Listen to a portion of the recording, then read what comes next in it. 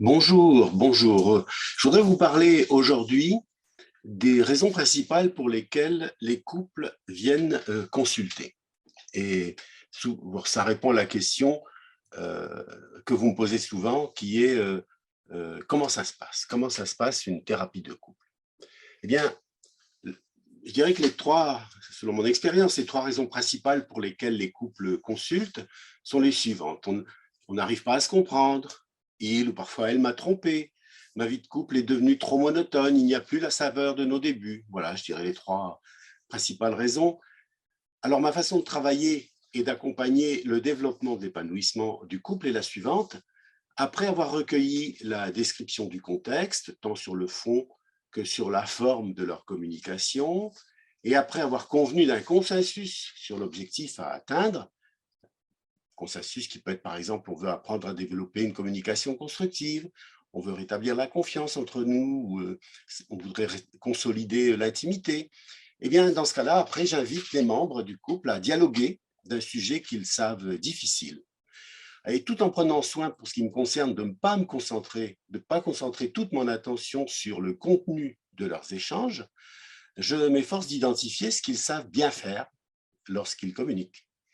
Voilà, ça me permet d'identifier les compétences acquises en matière de communication positive et constructive. À partir de là, je suis aussi en mesure d'attirer l'attention du couple au sujet des compétences insuffisamment développées, des compétences qui leur seraient particulièrement utiles pour être à même de traverser de manière autonome une plus grande palette d'épreuves qui se présentent au couple.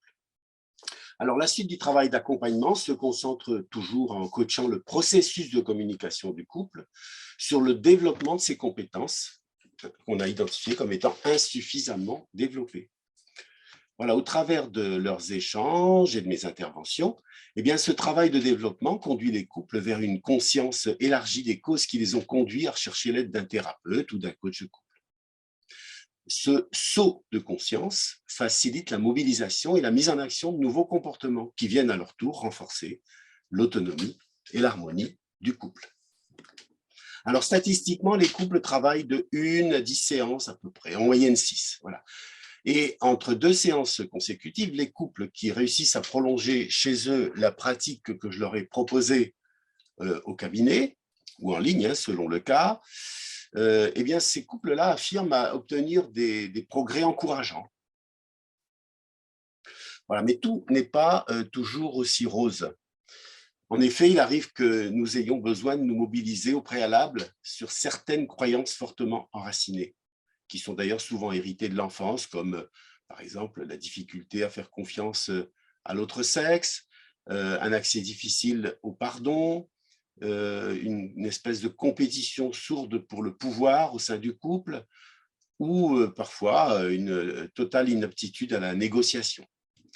Alors, il devient nécessaire de prendre du temps pour se concentrer sur un travail thérapeutique de revisite de ce qu'on appelle les introjections, c'est-à-dire de ces mécanismes qui consistent à s'appuyer sur des concepts qu'on n'a pas soi-même assimilés et qui se manifestent notamment par la phrase « non, mais ça ne se fait pas ». Voilà, ce travail intermédiaire sur le chemin du développement du couple explique la dispersion autour du nombre moyen de séances et me permet de répondre ici de manière plus détaillée à la question que vous me posez souvent, combien faudra-t-il de séances? Voilà, j'espère que ces informations vous sont utiles et je vous retrouverai bien prochainement pour vous parler de thèmes particuliers, comme peut-être approfondir les thèmes que j'ai cités au départ, qui sont la perte d'intimité, la perte de confiance, la difficulté à communiquer et à négocier. Donc voilà, vous avez compris que mon approche encourage les couples à trouver un moyen de dialoguer de manière constructive pour être à même de traiter par eux-mêmes les problèmes rencontrés.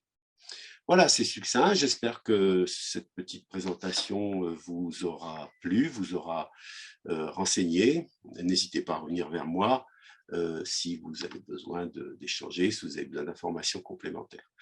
Peut-être qu'il faut que je rajoute que ce qui est important également, mais vous vous en doutez, pour qu'une thérapie de couple ait des chances d'aboutir au résultat que vous espérez, eh bien, c'est que vous soyez tous les deux, et que les deux partenaires soient volontaires pour se remettre en question, volontaires pour faire ce travail, volontaires pour accepter de traverser des moments difficiles ensemble, d'entendre des choses qu'on n'aime pas entendre, mais le but étant d'apprendre à en faire quelque chose, parce que la vie de couple n'est pas, comme tout le monde le sait, un long fleuve tranquille. À très bientôt. Merci. Au revoir.